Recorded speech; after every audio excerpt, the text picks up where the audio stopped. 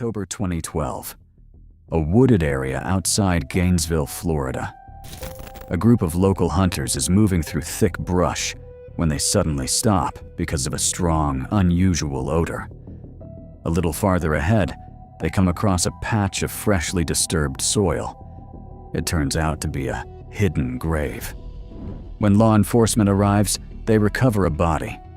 Because of Florida's intense heat, the remains have deteriorated significantly, making an on-site identification impossible. There's no wallet, no identification, and no personal documents. Only later does a forensic dental examination provide a definitive answer. The person found is 18-year-old engineering student Christian Aguilar. By that point, he had already been listed as missing for 3 weeks. But before we rewind the clock, let me welcome you to the channel. Here, we cover only real criminal cases, based exclusively on verified facts. If you enjoy this kind of content, consider subscribing and leaving a like. Your support helps the channel grow and motivates me to keep bringing you detailed case breakdowns. So how did an ambitious young man with a promising future end up buried in an unmarked grave deep in the woods? And why would the key pieces of evidence in this case turn out to be not eyewitness testimony, but an ordinary receipt from a home improvement store and a strange car wash recording captured at 2 o'clock in the morning? Today, we'll break down the story step by step and look at how a dangerous obsession managed to hide behind the appearance of a close friendship for years. To understand where this story begins, we need to go back 3 years. Fall 2009, Miami, Florida. Inside the halls of Doral Academy Preparatory School, 2 teenagers meet, Erica Freeman and Pedro Bravo. They begin dating, and before long, their relationship evolves into a tight-knit trio. The third member of the group is their friend Christian. They spend nearly all of their free time together, share their plans for the future, and from the outside, everything looks like a completely normal high school friendship. But inside Erica and Pedro's relationship, a serious problem begins to develop. Bravo starts building an invisible cage around his girlfriend. He demands constant updates about where she is and what she's doing, tightly controls her social circle, and cannot tolerate even the smallest rejection. Every attempt Erica makes to assert her independence is met with stubborn resistance. If things don't go according to his plan, Pedro throws emotional tantrums, plays on sympathy, and pushes situations to a level that seems completely unreasonable. That raises an obvious question. How long can someone live under that kind of pressure before deciding to walk away? Most of us have probably seen behavior like this and dismissed it as teenage immaturity, never noticing how possessiveness can gradually transform into something far more dangerous. The breaking point comes in the summer of 2012. Graduation is approaching, and the reality of heading off to different colleges is finally setting in. Erica realizes this is her chance to end the relationship for good. She tells Pedro directly that she's breaking up with him, explaining that a long-distance relationship simply isn't realistic. The rejection hits him like a trigger. He refuses to accept the new reality. At first, he tries tears, lengthy conversations, and repeated attempts to make her feel guilty. But when those familiar tactics stop working, his approach changes fast. Pedro moves on to outright emotional blackmail. He warns Erica that she will deeply regret her decision to leave him. Despite the intense arguments and emotional turmoil, Erica stands by her decision and begins preparing for her move. Back in Miami, Bravo doesn't even try to let go and move forward. Instead, he starts keeping a personal journal that quickly becomes a window into his deteriorating state of mind. Throughout the entire notebook, there isn't a single entry about school, career goals, or hobbies. Page after page is filled with obsessive thoughts about his former girlfriend. He carefully documents every detail related to Erica, feeding a single fixation: getting her back at any cost. What begins as an ordinary notebook gradually turns into a detailed record of a growing obsession, where reality is slowly replaced by the fantasies of someone unable to accept being left behind. In August 2012, the geography of this story changes dramatically. The graduates leave Miami behind. Christian Aguilar is accepted into the University of Florida's engineering program and relocates to Gainesville in North Florida. Erica Fryman moves to the same city after enrolling at Santa Fe College. More than 300 miles now separate them from their former home. Once they're immersed in college life and finally free from constant pressure, Christian and Erica begin spending much more time together. What started as a close friendship from their high school years quickly develops into a genuine romantic relationship. But the couple makes one firm decision: they will keep the relationship completely secret from their mutual friends. They know Pedro's personality all too well, and they have every reason to be concerned about how he might react. Unfortunately, physical distance doesn't solve the problem. Before long, Pedro packs his belongings and unexpectedly shows up in Gainesville. He presents the move as a fresh start and officially transfers to a local college. To those around him, he describes himself as being in a serious emotional crisis. According to Pedro, he's struggling with severe depression, can't handle being alone, and desperately needs the support of the only people he considers close to him in this new city. Christian believes him completely. By nature, Christian is an exceptionally compassionate person, and he takes his former friend under his wing. He meets with Pedro regularly, listens to his problems, and genuinely tries to help him pull himself out of his emotional slump. When I look at cases like this, I often find myself thinking about how toxic influence actually works. The real danger is that the aggressor rarely presents himself as a threat. Instead, he carefully positions himself as the victim of circumstances. Perceived emotional vulnerability becomes a tool for gaining access to other people's personal lives. A person deliberately creates a situation where walking away feels like an act of betrayal. It's a calculated method of inserting oneself into someone else's world. Yet to everyone watching from the outside, it looks like nothing more than a desperate cry for help. That fragile illusion of secrecy falls apart on September 18th, just 2 days before Christian disappears. At some point, specific rumors reach Pedro. Someone within the group's large circle of friends accidentally lets it slip that Erica and Christian are now together. The moment he hears this, Pedro immediately calls his former girlfriend. During a tense phone conversation, he directly demands to know whether the rumors are true. Erica, fully aware of the level of aggression he may be capable of, chooses to deny everything. She firmly rejects the claims and insists that the story is nothing more than gossip.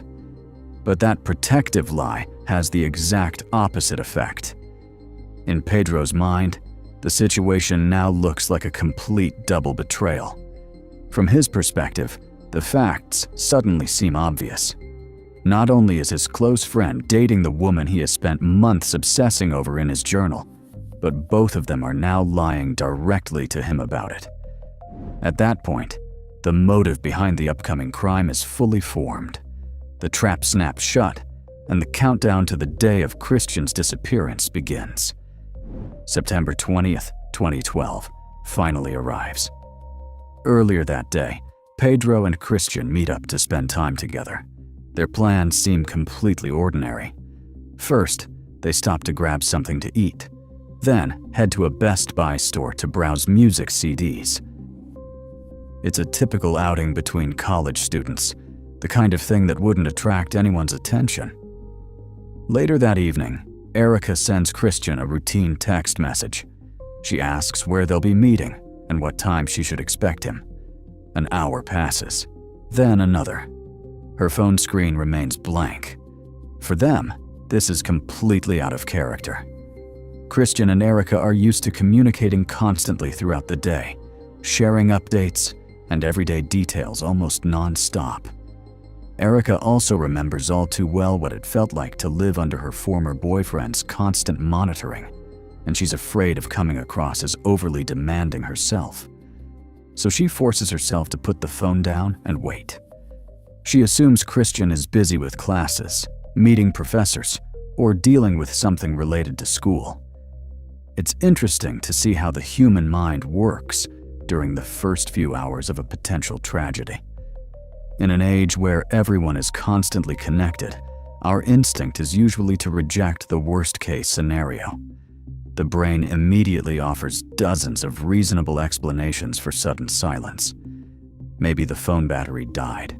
Maybe there's no signal. Maybe someone fell asleep after a long day of classes. Nobody's first reaction is to contact law enforcement because of 2 unanswered messages. The sense of normalcy remains intact right up until the number of unanswered calls and texts crosses a line that can no longer be ignored. By nighttime, every reasonable explanation has fallen apart. One after another, Erica's calls go straight to voicemail. She can no longer sit in her apartment waiting for answers. Instead, she heads directly to Christian's dorm. She knocks on the door, but when his roommate answers, all he can do is shrug. A troubling detail quickly emerges. He hasn't seen Christian since early that morning, and none of the items Christian normally carried to class have returned to the room either. Back at her apartment, Erica begins what turns into a sleepless search. She opens her contact list and starts calling everyone she can think of. Friends, classmates, mutual acquaintances, and people around campus. Call after call, she asks the same question. Have you seen Christian? Every answer is the same. No. No one has seen Aguilar since earlier that day. By 4 o'clock in the morning, only one number remains on her list. It's the one person she would rather never speak to again. Pedro Bravo. She knows the two were supposed to spend time together that day, and at this point, he's her last remaining lead. Pedro answers. What stands out immediately is how calm he sounds. There's no trace of sleepiness in his voice. He doesn't seem surprised by a phone call in the middle of the night, nor does he sound annoyed. In a casual tone, he confirms that he and Christian did spend the day together. He walks through the timeline step by step. They grabbed something to eat, stopped by Best Buy to shop for music CDs, listened to music, and eventually went their separate ways. According to Pedro, that was the last time he saw Christian. The call ends. Outside, the sky is beginning to brighten, and one thing is becoming painfully clear. Something is very wrong. When the morning of September 21st arrives, the situation enters a critical stage. After an entire night of unsuccessful searching, Erica contacts Carlos and Claudia, Christian's parents. The moment they learn that nobody has been able to reach their son, they immediately contact emergency services and rush to Gainesville. An official missing person investigation begins. At first, responding officers consider a fairly routine possibility.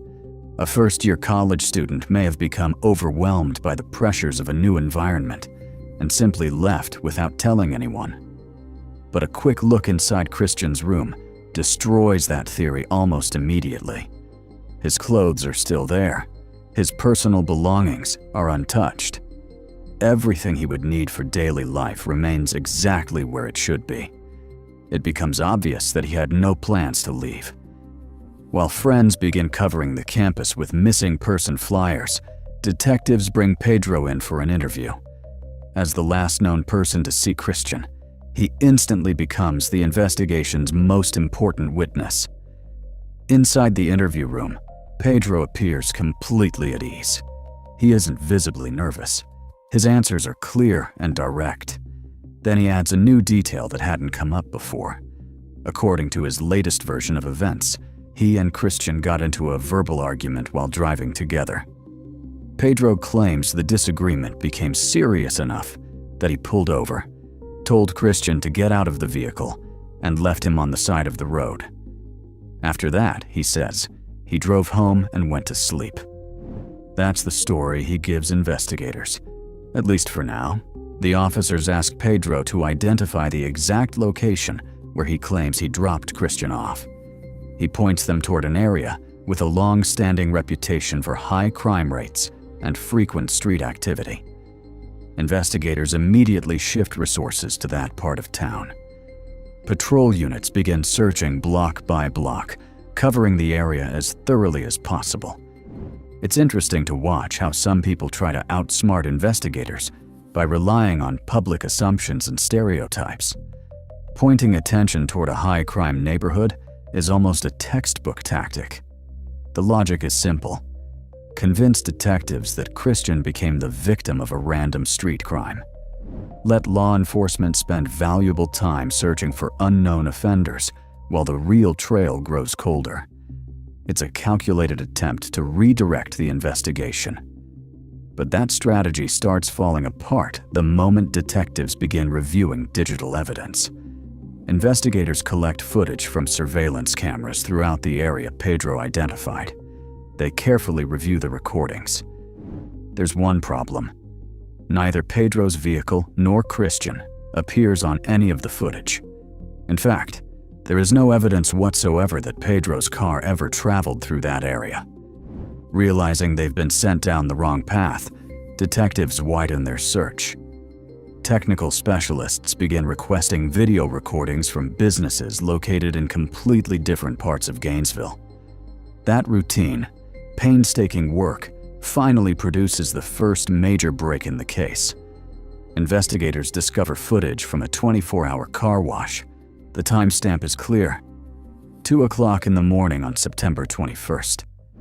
At the exact time Erica was calling friends and searching for answers, Pedro was on the opposite side of town, meticulously cleaning the interior of his vehicle. Suddenly, the timeline no longer matches the story he gave police earlier that day. The narrative he built begins to crack. On September 24th, detectives bring him back in for another interview. This time, they don't lead the conversation with questions. Instead, they place printed images from the car wash footage directly in front of him. Backed into a corner, Pedro immediately realizes that his alibi has collapsed. Almost instantly, he creates a new version of events. Now he admits that the argument in the vehicle was about Erica. According to this revised account, the disagreement escalated into a physical confrontation. Pedro claims he struck Christian in the face and caused a serious nose injury. He says that's why there was blood inside the vehicle and why he felt the need to clean the interior so thoroughly in the middle of the night. According to his new story, he then left Christian on the side of the road and drove away. Pay close attention to the pattern here. When a person is caught in a lie, they rarely abandon the entire story at once. Instead, they surrender only the portion that's already been disproven by evidence. Need to explain why the vehicle was cleaned? A new story appears about a fight and an injury. It's an attempt to offer investigators a smaller offense in order to conceal something far more serious. And detectives know it. At this point, detectives are facing a major legal obstacle. They are convinced they're dealing with the person responsible. But under the law, without recovering a body, bringing the most serious criminal charge is extremely difficult. The suspect could invoke his right to an attorney at any moment and potentially walk out of the station. That's when investigators make a smart procedural move. Since Pedro has just admitted on a recorded interview that he seriously injured another person and left him without assistance on the side of the road, they take him into custody on those grounds instead, failing to provide aid, and leaving an injured person in a dangerous situation. That legal opening buys investigators something incredibly valuable: time. It also gives them sufficient grounds to secure a search warrant. An investigative team immediately heads to Pedro's apartment. The results come quickly. Inside, detectives discover Christian's backpack hidden within the residence. But the most significant piece of evidence isn't the backpack. It's a seemingly ordinary receipt from a Lowe's home improvement store. Investigators obtain archived surveillance footage from the store and compare the purchase time listed on the receipt with the security recordings. What appears on those screens completely destroys the story about a spontaneous roadside fight. The footage captures events that took place shortly after the phone call on September 18th, when Pedro learned the truth about Erica and Christian's relationship. The video shows him moving confidently through the aisles of the store, purchasing a carefully selected group of items: a sturdy shovel, a roll of heavy-duty industrial tape, and a package of powerful over-the-counter sleep aids. At that moment, the entire defense narrative begins to collapse. The receipt and surveillance footage demonstrate that this was not a sudden emotional reaction. This was planning. The items were purchased immediately after Pedro learned what he viewed as a double betrayal, and they remained ready until the opportunity presented itself. Now that investigators have assembled the receipts, surveillance footage, and the evidence later recovered in the wooded area, it's possible to return to September 20th and reconstruct what likely happened that evening. According to the evidence, the sudden argument and mutual fight described by the suspect never occurred. After the two young men leave the electronics store with their purchases, they get into Pedro's vehicle. At some point during the drive, Pedro hands Christian a bottle of Gatorade. Investigators later determined that the drink had been tampered with beforehand. Dissolved inside was a large quantity of the sleep aid purchased 2 days earlier. According to the prosecution's reconstruction of events, the mixture had been prepared in advance to reduce the possibility of resistance from a physically strong young man. The evidence was beginning to point toward a plan that had started long before either of them got into that car. The vehicle eventually pulls into the large parking lot of a Walmart store. People are still coming and going. The parking lot lights are on. To anyone passing by, everything appears completely ordinary. But inside the vehicle, investigators believe the final stage of the plan is unfolding. According to the prosecution's reconstruction of events, the effects of the sleep aids begin to take hold, and Christian loses consciousness in the passenger seat. Investigators later argued that once Pedro was certain the medication had taken effect, he carried out the act that would ultimately become the center of the case. Medical examiners would later document injuries consistent with their findings, evidence that prosecutors said contradicted any suggestion of a spontaneous confrontation or accidental harm. Once Christian showed no signs of responsiveness, investigators believe Pedro turned to the remaining items he had purchased days earlier. Using the industrial tape, he secured Christian's wrists and ankles and applied additional wrapping around parts of the body. Prosecutors argued that this was a practical step intended to make transportation and concealment easier, while minimizing the risk of leaving evidence behind inside the vehicle. Later that night, the car leaves the parking lot and heads away from the city. Pedro drives deep into a remote wooded area where the ground is relatively soft. There, according to investigators, he uses the shovel purchased earlier to dig a grave. The process takes time. It requires effort. And for detectives, every step points to the same conclusion. This was not an impulsive act. It was a plan carried through to completion. When I look at the level of preparation involved in this crime, I see a classic contradiction that appears in many criminal cases. On one hand, the planning seems methodical. The purchase of sleep aids, the prepared sports drink, and the events that followed all suggest forethought. On the other hand, the the same person makes surprisingly basic mistakes. He keeps the store receipt. He visits a car wash in the middle of the night while surrounded by surveillance cameras. He leaves behind a digital trail that investigators are able to follow piece by piece. That misplaced confidence, the belief that no one will connect the dots, often becomes a suspect's biggest weakness. And in this case, detectives were able to assemble the evidence far more quickly than Pedro appeared to expect.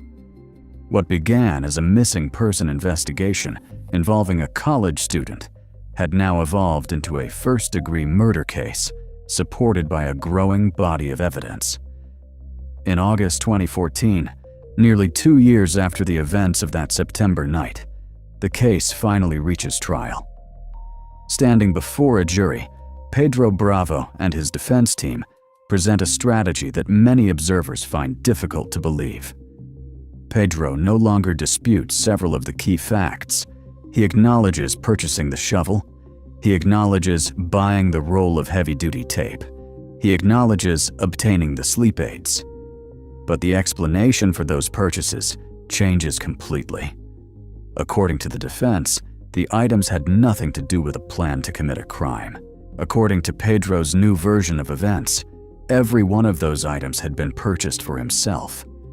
He claims that learning about the secret relationship between two people he trusted caused such overwhelming emotional pain that he decided to take his own life.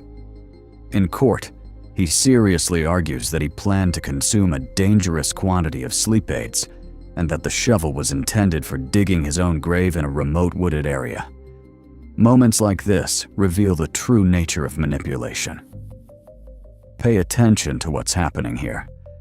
Faced with overwhelming physical evidence, the defendant refuses to accept responsibility. Instead, he attempts to recast himself as the victim.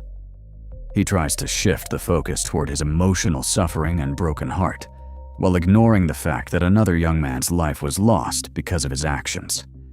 But that strategy quickly falls apart. The prosecution methodically dismantles the image he is trying to create. Prosecutors read portions of his journals to the jury. Those pages contain virtually nothing about depression or self-harm. Instead, they reveal a growing fixation on Erica and repeated expressions of anger surrounding the relationship. Then another witness takes the stand.